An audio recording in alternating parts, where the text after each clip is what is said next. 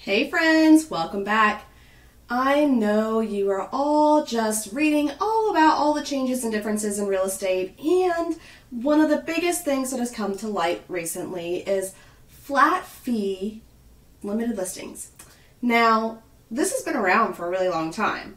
It's just become a little bit more popular recently. Is it good or is it bad? That's up for you to decide. I'm going to give you my perspective on a couple of different scenarios and why it could be good or bad. Predominantly, I'm going to veer towards the it's not so hot side of things. And there's a lot of reasons why. And the biggest thing, I'm just going to cut to the chase and tell you, is you lose your representation. You lose the professional value that is being provided to you when you do a limited listing service. You think you're saving money, but you're not. You're probably leaving money on the table, you're working a whole lot harder, it's a whole lot more stressful, and you really don't know what the heck you're doing along the way. And I'm going to prove it to you. Now, before I was in real estate, we purchased our first property, and I had absolutely no idea what we were doing. So we leaned into the agent that helped us to buy that property. Now, 8 years later, we would prefer to be in a situation where I can help us buy the property because we have the knowledge and the tools and understand what the process looks like. But that's not how it began. And my point in saying that is the first time you buy a house, the first time you sell a house, it's really difficult. You don't know the ins and outs of the process. It's just like learning how to ride a bike. When you do it a lot over and over and over again, it gets easier and you get more comfortable and you're like, okay, I can do this. But if you ride a bike once and then you don't pick it up for another year, 2, 3 years, and then you try again, it's like starting all over. You don't really remember what you did, how you got going, how did you balance right. After a while, if you kept doing it over and over and over again, you would get used to it again. All right, how often are we buying and selling properties on a consistent enough basis that we remember the process, that we remember the ins and outs, that we know the documents and forms, we remember what order the process goes in, everybody that's involved, all of the different scenarios that are possible, and how to handle them? It's a pretty slim chance, right?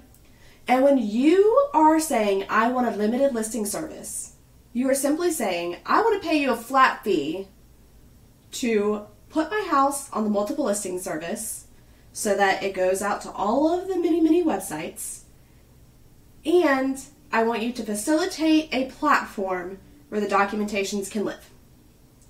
That is simply about it. They are not providing CMAs for you to tell you what your property is worth. They are not helping you negotiate. They're not helping you schedule showings. They're not helping you explain the forms. They're not helping you figure out how to digitally sign the forms. They're not telling you how to get in touch with the attorney, how to verify a lender on the buyer's behalf, how an appraiser is going to contact you and what that looks like. Should you be there? Should you not? What should you tell them? What shouldn't you tell them?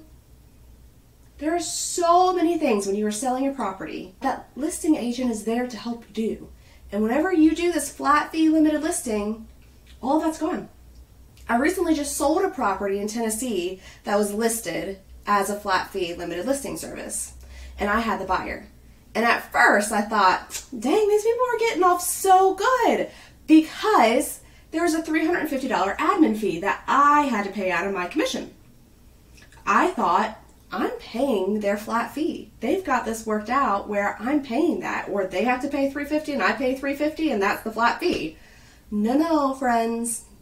They still had to pay a standard percentage. It was a little bit less, but they paid a percentage to that broker, and I had to pay a $350 admin fee to that broker, which didn't really make a whole lot of sense.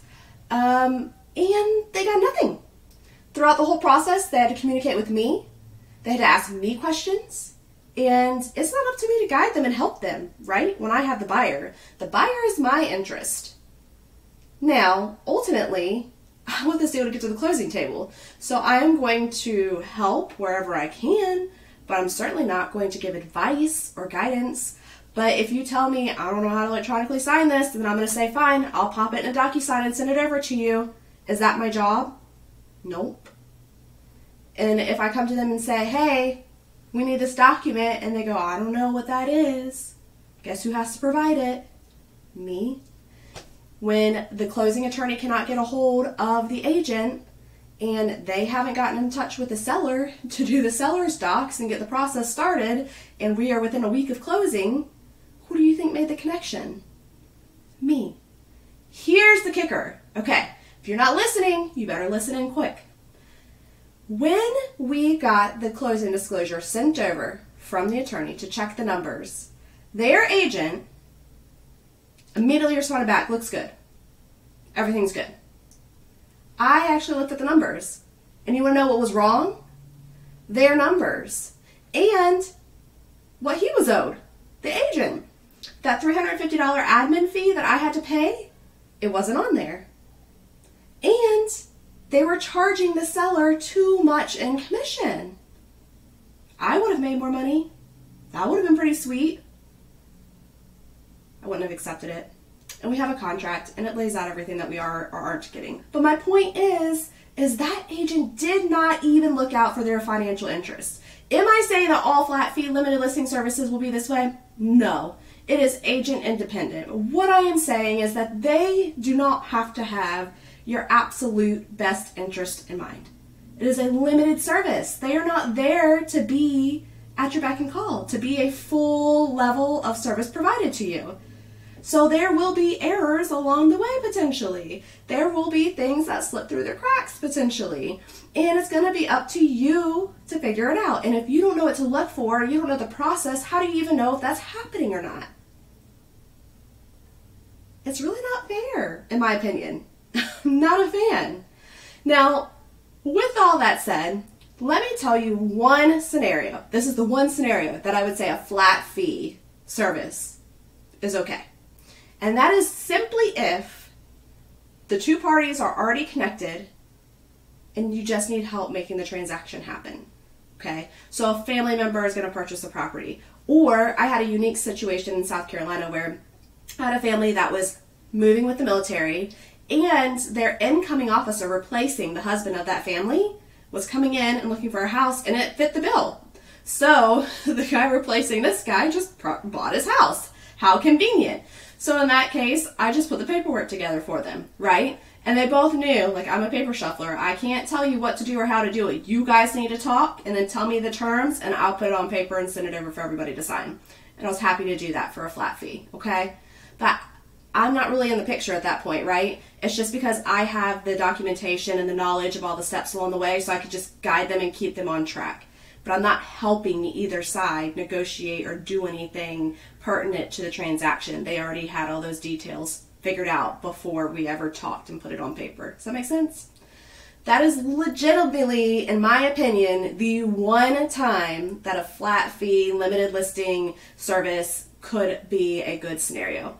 Outside of that, you are floating through the wind, and you deserve to be represented. This is not an easy transition, whether you are selling or buying. There's a lot that's coming along with that. If you are selling a property, you are in the middle of packing up a property, trying to find another place to live, more than likely, maybe moving across states, maybe moving across seas. You might have children under tow. You might be finishing up work. A spouse may be deployed. And then you have to figure out all of this on your own. You have to know what documentation is appropriate. You have to know how to negotiate a deal. You have to know what steps have to happen in what order. You have to coordinate all the schedulings. You have to coordinate the appraiser to come. You have to coordinate everything with the closing attorney.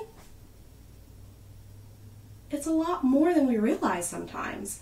And as realtors, we're really not good at telling you all the things that we do behind the scenes, because why would we? We are trying to provide a service and make it easy for you, right? We want it to be a pleasant experience, and we want to take that pressure off of you. So therefore, we hold everything close to our chest and we just handle it. But because we do not share or tell what steps are happening and how they are going on and who we are in contact with, we make it seem like it's something that every ordinary person in the world can do with their eyes closed in their sleep. And it's really more than that. So, I would beg of you, if you are considering doing a limited listing service, find out what you're missing out on. Ask them what they are not providing to you, okay? And that limited listing service that I had the buyer for, they even had to provide their own pictures, okay? And she thought, great, I'm a professional photographer, no worries. But still, they did everything other than putting it online. And this is exactly what I'm talking about. The spouse was a pilot.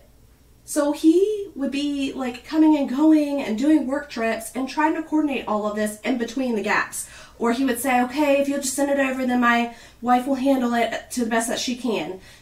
And they were really trying hard to put it all together with very limited information. And I don't think they would do it again. They said they took a risk and that they were so thankful. I met them in person the day of closing, and they were telling me how thankful they were that I helped them through the process, that it was a big risk that they took and that it paid off. And I just kind of had to bite my tongue a little bit, and I'm glad that it paid off for them. But it was a big risk, and they got super, super lucky that there was an agent on the other side that was willing to help and meet in the middle. Because not all agents will do that. And they don't necessarily have to. Right? Once again, our duty, our loyalty is to our party. So if I have the buyer, then I simply need to say, hey, I need this, and nothing more. You don't know how to do it? Talk to your agent. Agent's not going to answer you? Figure it out. Ick, right? And it certainly doesn't help my buyer. So am I going to be drawn to properties that show a flat fee limited service? Am I going to be drawn to properties where I have to call the seller to actually set up the showings?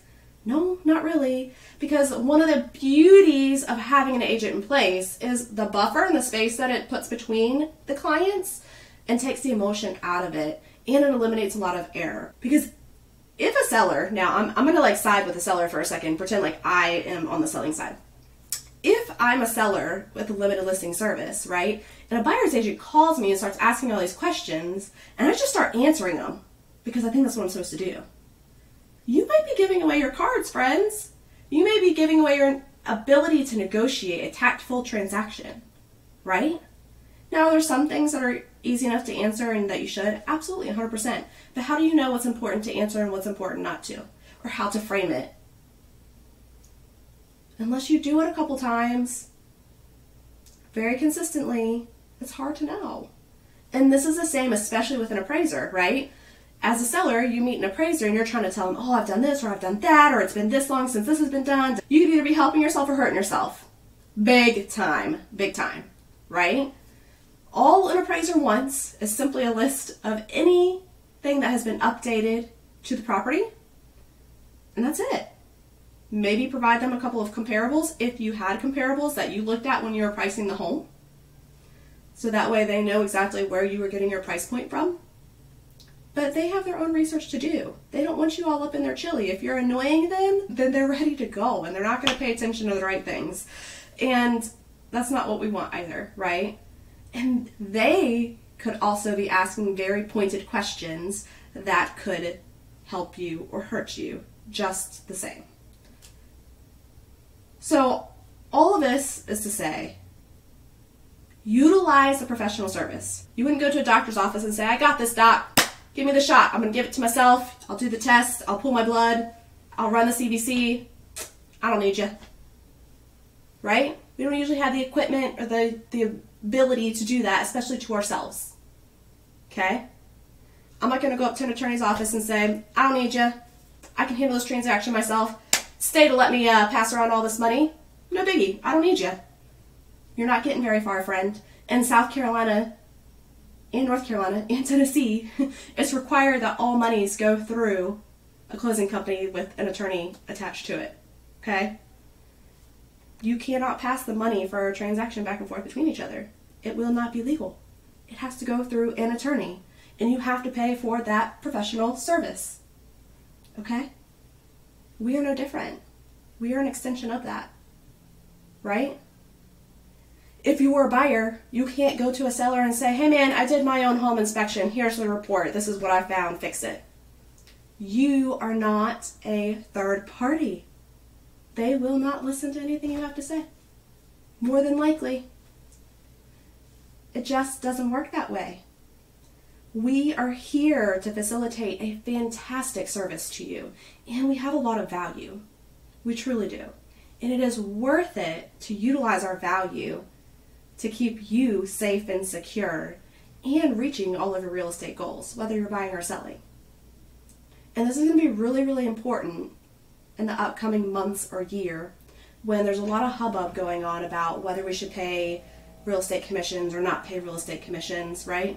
And that's a conversation for us each to have one-on-one. And I want to point out something. Real estate commissions have always been negotiable. There's never been a set rate. There just hasn't. I have done deals all across the board where I have raised or lowered commission depending on the situation. Now, what I will say is that it is always the broker in charge's decision at the final sign-off on what we can or can't do, right? We are managed underneath of that hat. So I am limited to what my broker allows to happen within a transaction. That's it. Otherwise, we can negotiate all day long. Now, I can tell you the pros and the cons and the benefits to adding commission or taking away commission, or where we can utilize that commission as a plus or minus. And I will also tell you that agents, I think there's a really huge misconception that agents are just out for the money. And that is like the furthest from the truth. Most agents that I've worked with, and really good agents and hard transactions, we are the first to give. We care so deeply and we want the best outcome for everybody. And it really doesn't matter to us like if we get paid or not. It's, does my client get into a house or not? Does my seller get the proceeds they need to close on their next property in time, right? And we are typically willing to bend and break when we shouldn't to make that happen. So when you think that we're not holding up our end of the value, or you think that it's just silly to pay us, remember, we are supporting you and helping you every step of the way. And typically, it's a domino effect going on. And we are the ones trying to hold that standard and working with every other party involved in that transaction to make sure that everything happens exactly how it needs to. We're on your side. And it doesn't matter whether it's the buyer or the selling agent. We both are working really hard to make these transactions come together and happen. And if you have two really good agents working together and doing all the right things, then your life is going to be a breeze. The transaction will feel good. It will be so easy. I literally had a client tell me recently, this has been too easy. Like, what gives? Sincerely expected there to be something wrong with the transaction. And because it went smooth sailing, because we were able to move up closing, because everything worked the way that I said it would, something was wrong. And that's a whole nother problem. We've been conditioned to think that everything has to be so dang hard. Can it be a little bit stressful? Sure. Can there be a few hiccups along the way? Sure. Does it mean the whole process has to be like absolutely miserable? No, not at all. And when we work together and communicate effectively, there's usually a pretty good outcome. And I know just with everything else in life, people are going to have good experiences and bad experiences. There's good cops, there's bad cops, there's good doctors, there's bad doctors, right? Mistakes happen. We're all human. But you have got to look deep in your heart and realize that we are a professional service and we have your best interests in mind. If it's not for you, if we don't take care of you and the deal doesn't get to the closing table, then we don't get paid anything at all. That's one of the interesting things about real estate, is that we don't get paid until the transaction is completed. So often we get accused of not holding up our value or not working hard enough, and we are simply working for nothing, hoping that we will get paid at the end of the transaction. And another heads up, friends, that will probably change quite a bit. Think about this. If you go to a doctor's office, do you pay a copay, even if you have insurance? Yeah, more than likely. What about if you go to get family photos taken? Do you typically have to put a deposit down before you get the pictures taken, and then the remainder is due before you have the photos taken or before they will release the photos? Yeah. What about if you want to go to an attorney? Do they collect a retainer fee and hold on to that and apply it towards your balance due before they'll ever talk to you? Probably. What if you sign your kids up for a summer camp? Do you have to pay for that beforehand, before they ever step foot in the door? Yeah, you do. How often do you pay for a service afterwards?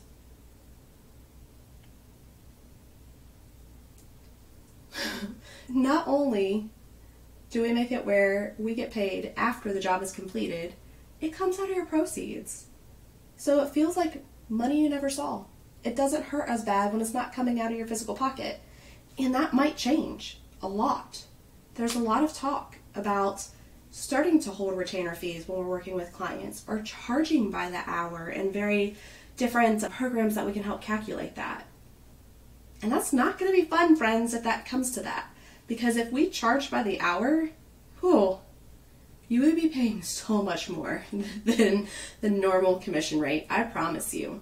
And it would honestly be very challenging for a realtor to calculate all of that, to keep up with that, because we are multitaskers most of the time. We bounce back and forth between different transactions and different things that need to happen. So if we had to stop and start and stop and start and stop and start, it would be so time consuming and tedious on both behalves.